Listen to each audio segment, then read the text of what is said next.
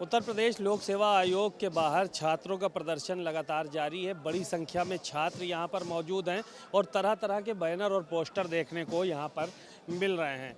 आप देखिए तस्वीरों में ऊपर लिखा है उत्तर प्रदेश तानाशाह आयोग, यानी लोक सेवा आयोग को तानाशाह आयोग यहाँ पे लिखा गया है। और अध्यक्ष संजय श्रीनेत का जो है तस्वीर बनाई गई है और मैं अभी नशे में हूँ, उसके आगे जो है वो लिखा गया है मुझे होश में लाएं।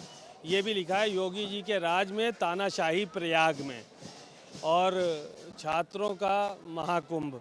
तो ये सारी चीज़ें यहाँ पर लिखी हुई हैं। और दूसरी तस्वीरें देखिए आप, गले में इन्होंने तख्ती लटका रखी है अपने, जिसमें लिखा हुआ है UPPSC RO नायक नहीं खलनायक है तू, आयोग बड़ा दुखदायक है तू, नो नॉर्मलाइजेशन 1 डे 1 शिफ्ट। तो ये, और इसके साथ ही साथ हम सब का एक ही मकसद से no to normalisation 1 day 1 shift.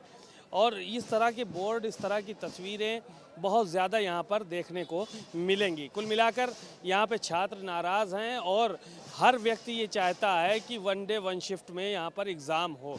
बात करते हैं, तमाम लोग मौजूद हैं। ये 1 डे 1 शिफ्ट का क्या मतलब है? आप लोग क्यों राज़ी नहीं हो रहे हैं कि 2 शिफ्ट में जो है वो परीक्षा हो? नहीं, देखिए 2 शिफ्ट में परीक्षा होने का कोई मतलब ही नहीं है, क्योंकि जब वो नोटिफिकेशन निकला था, जब फॉर्म भरा गया था, तब उसमें ऐसी कोई व्यवस्था थी ही नहीं कि नॉर्मलाइजेशन किया जाए। जब नोटिफिकेशन निकलने के बाद, फॉर्म भरने के बाद, तो आयोग को या शासन को ऐसी कौन सी आवश्यकता पड़ गई कि उसमें उन्होंने बीच में नॉर्मलाइजेशन किया? तो क्या लगता है क्या आवश्यकता पड़ गई? आवश्यकता जैसे जो पुरानी विधि से, पुरानी जो से जैसे एग्ज़ाम हुआ करता था वैसे एग्ज़ाम कराएं, कोई समस्या नहीं है। 75 जिलों, देखिए 75 जिलों का हमारा प्रदेश है, 41 जिलों में आपने सेंटर बनाया है, तो भाई इसका मतलब 34 जिले आपके कंट्रोल में नहीं है। हाँ, कि वहाँ DM नहीं है, कि वहाँ SP नहीं है, कि वहाँ सरकारी विद्यालय नहीं है, तो आप उनमें भी वो पेपर करा सकते हैं ना भाई। नॉर्मलाइजेशन मैथ में होगा, रीजनिंग में होगा, यहाँ मैथ तो आना नहीं है। हाँ, अब भाई ठीक है, अगर राम का जन्म अयोध्या में हुआ था, ये प्रश्न कठिन है कि कृष्ण का जन्म मथुरा में हुआ था, ये कठिन है? आप बताइए, दोनों चीज़ें तो सेम है ना। तो जब ऐसी व्यवस्था है तो इसमें आप नॉर्मलाइजेशन क्यों थोप रहे हैं भाई? बच्चे अपने भविष्य को खुद उनको पता है कि इसमें ज़्यादा नंबर किस में मिलेगा कि कृष्ण? ये संजय जी बताएंगे, ये आयोग बताइए, आयोग बताएगा। राम का जन्म अयोध्या में हुआ, कृष्ण का जन्म मथुरा में हुआ, तो इसमें दोनों सही हैं, तो इसमें कम नंबर किस में मिलेगा ज़्यादा? यही आयोग से हम लोग पूछना चाह रहे हैं ना, यही आयोग से पूछना चाह रहे हैं भैया आप बाहर निकलिए, बताइए हमको कि इसमें कौन सा कठिन है। और उसके बाद एक ये भी है ना भैया, जैसे है क्या कि पिछली जो लगभग 2, 4, 5 परीक्षाओं में है, आयोग चाहे जब पेपर बनाता है वो कहीं ना कहीं गलत ही बनाता है। हाँ, 2, 4, 10 क्वेश्चन इसके हमेशा गलत रहते हैं। तो जब जो प्रश्न गलत बनाता है उससे आप नॉर्मलाइजेशन की क्या उम्मीद कर पाएंगे? जिसके पास विधि विशेषज्ञ होते हुए भी पेपर गलत, वो क्या करेगा नॉर्मलाइजेशन? और हम आपसे इस मंच के माध्यम से कहना चाहते हैं, इसी में से आप आंख बंद के 20 बच्चों को उठा ले जाइए, अगर इनके द्वारा अगर पेपर बनाए गए गलत निकल जाएंगे ना, कोई आंदोलन नहीं करेगा, मैं कह रहा हूँ। चलिए, क्या ये सब क्या टांगे हुए हैं बोर्ड, ये नायक नहीं खलनायक है तू, आयोग बड़ा दुखदायक है तू? क्योंकि हम लोगों के लिए नॉर्मलाइजेशन वाला सिस्टम हमारे समझ में नहीं आ रहा है। हमको चाहिए 1 शिफ्ट 1 एग्जाम, ठीक है? हाँ, और यहाँ पर इतनी सारी जनसंख्या में हमारे भाई मित्र खड़े हुए हैं, ये सब हमारा सपोर्ट कर रहे हैं और हमको हर हाल में अध्यक्ष जी से नोटिस लेकर के ही जाना है।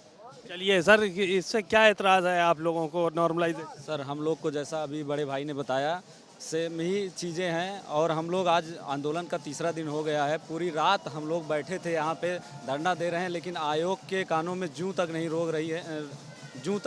रेंग रही है कि हम लोगों की बात वो सुने, और ना ही कोई नोटिफिकेशन या कोई आश्वासन भी नहीं दिया जा रहा उनकी तरफ से सीधे तरीके से इसका बचाव किया जा रहा है। नॉर्मलाइजेशन के वो लोग पक्ष में हैं, और यहाँ पे जो छात्र आंदोलन कर रहे हैं, गड़बड़ी हो सकती है उससे। बिल्कुल गड़बड़ी हो सकती है। आप जैसे अभी बताए कि राम का जन्म अयोध्या में हुआ है और श्री कृष्ण भगवान का जन्म मथुरा में हुआ है। अब इसमें पता लगाना है कौन कठिन सवाल है, कौन कठिन है, सरल है, उस किस आधार पे आप नॉर्मलाइज करेंगे? कोई 30 नंबर पाया है, 30 नंबर पाया है माना कि, और कोई 40 उसको नॉर्मलाइज करके आप 35 बढ़ा दे रहे हैं। यहाँ पॉइंट का फ़र्क होता है। आप ऐसे करके परीक्षार्थियों को पास करना चाहते हैं, अपने आदमियों को आयोग में बैठाना चाहते हैं, उनके माध्यम से अपने ही लोगों को भर्ती करवाना चाहते हैं। आयोग की बहुत बड़ी चालाकी है, जो कि सर मैं ये कह रहा हूँ कि नॉर्मलाइजेशन जो है अभी तक पीसीएस में हुआ नहीं है। पीसीएस का जो ये आयोग बना है ये अभी तो बना नहीं है, पहले से हो रहा है।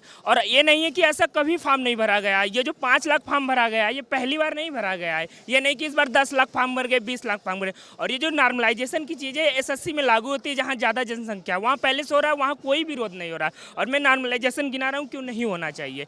पहला ये कि मान लीजिए 5 लाख अभी भर रहे हैं, ठीक है, 5 लाख फॉर्म भरे हैं, मैं 3 लाख पहले करवा लिए, 2 लाख बाद में। पहले शिफ्ट में मैं बैठा हूं और उसमें 3 लाख लड़के एग्जाम दे रहे हैं, ठीक है, मेरा 100 नंबर आ गया, ठीक है। और दूसरे शिफ्ट में 2 लाख बैठे हैं, उसका 90 नंबर आ गया। अब मेरा जो कट ऑफ बनेगा 3 लाख लड़के जो उनके आधार पे बनेगा, और जो दूसरा बच्चा है 90 नंबर पाया उसका 2 लाख के आधार पे बनेगा। तो वो पास हो जाएगा। नॉर्मलाइजेशन जैसे हुआ उसका नंबर ज़्यादा हो जाएगा और मेरा नंबर 100 नंबर है, फिर भी मैं फेल हो जाऊंगा। तो नॉर्मलाइजेशन कैसे से। और दूसरी बात, मैं आपके मीडिया के माध्यम से आयोग से कहना चाह रहा हूँ कि अगर नॉर्मलाइजेशन सही है तो कोई भी एक नेशनल मीडिया पे आ जाए, कुछ बच्चे को हम लेके चलते हैं, आप गिनाइए, एक भी आधार दे दीजिए। अगर नॉर्मलाइजेशन सही है तो हम आज ही छोड़ देंगे यहाँ से और हम गिनाएंगे आपको जितने आपको आधार चाहिए। वन शिफ्ट इसी वजह से चाह रहे हैं कि वन शिफ्ट क्यों चाह रहे हैं उसका एक रीजन है। अगर 1 शिफ्ट होगा तो नॉर्मलाइजेशन होगा नहीं, जैसे पहले से होता आ रहा है वैसे से हो जाएगा। और दूसरी बात, जो नॉर्मलाइजेशन है वो मैथ वाला जहाँ है, जहाँ फार्मूले लगते हैं वहाँ हम बता सकते हैं कि जहाँ a+b² वाला ये सूत्र बताएंगे, हाँ ये कठिन है, ये नॉर्मल है। अब हम क्या है, जैसा आपने अभी बोला, एक मथुरा वाला, कृष्ण भगवान वाला और ये राम जी वाला, अयोध्या वाला, इसमें आप किसको काटेंगे? हमको तो दोनों आ रहा है भाई। अगर हम आप एक क्वेश्चन हमारा काट दिए और वो नहीं हुआ तो हमको तो दोनों आ रहा था, आप हमें फंसा दिए। तो नॉर्मलाइजेशन चाहिए क्यों? आप उसका आधार दीजिए। कल जैसे डीएम साहब आए, डीएम साहब बोल रहे हैं कि नॉर्मलाइजेशन जो है साइंटिफिक तरीका है। हमारे पास जो हमारे आयोग के पास है विशेष लोग बैठे हैं, आप बताइए हम उसको सही करेंगे। अगर आपके पास इतनी विशेषज्ञता है तो इतनों सालों में आप क्यों 10-15 क्वेश्चन हमेशा गलत कर रहे हैं? क्या ये बैकडोर के लिए गलत कर रहे हैं?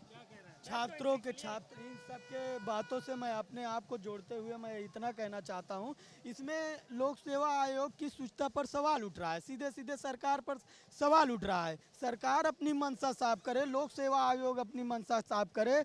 यहाँ पे लाखों बच्चों के भविष्य का सवाल है। ये कोई बाहर से नहीं आए हैं, ये सब बच्चे मेहनत करने वाले, पढ़ने लिखने वाले हैं, जो अपना भविष्य देखते हैं, जो इस परीक्षा के माध्यम से अपना भविष्य देखते हैं। इनके भविष्य से खिलवाड़ करके आप क्या साबित करना चाहते हैं?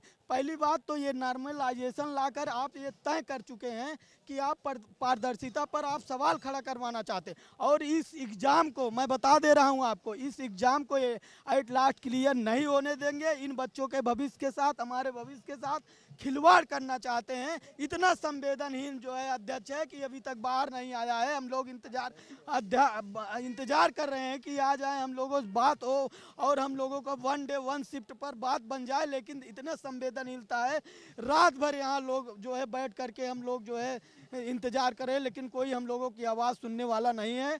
और हम कहना चाहते हैं, अगर ये नहीं मान रहे हैं तो यहाँ से एक भी बच्चे नहीं जाएंगे। अभी तो प्रयागराज से और पूरे प्रदेश भर से कुछ बच्चे आए हैं, दिल्ली से कुछ। अभी एक बहुत बड़ी संख्या में यहाँ महा आंदोलन होने वाला है। प्रयागराज की सड़कों पर एक तरफ कुंभ दिखेगा तो एक तरफ यहाँ प्रयागराज में बच्चों की संख्या दिखेगी। और अपनी ठीक है, क्या कह रहे थे?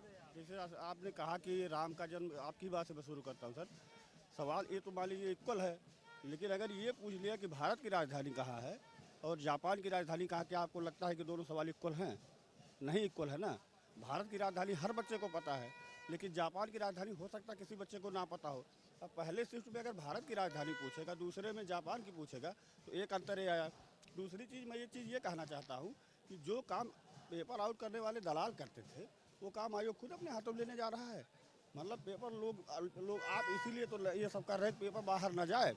अब किसको कैसे पता चलेगा? आप 20 सवाल गलत करते हैं, किसको आप अंदर कर रहे हैं किसको बाहर, ये कैसे पता चलेगा? चलिए, तो यहाँ पे जो छात्र हैं बहुत सारे, सबकी अपनी अपनी दलीलें हैं और नॉर्मलाइजेशन कोई भी नहीं चाहता है। सब लोग ये चाहते हैं 1 शिफ्ट में एग्ज़ाम हो और एक ही दिन एग्ज़ाम हो। साथ ही साथ जो नॉर्मलाइजेशन का सिस्टम है उसको समाप्त किया जाए ताकि रिज़ल्ट अच्छा आए और जो योग्य छात्र है जिस हिसाब से कट ऑफ बनता है वो परीक्षा उत्तीर्ण कर पाए और उसका जो है वो नाम आगे आए। कैमरामैन अमरीश के साथ सीमा नकवी, भारत समाचार, प्रयागराज।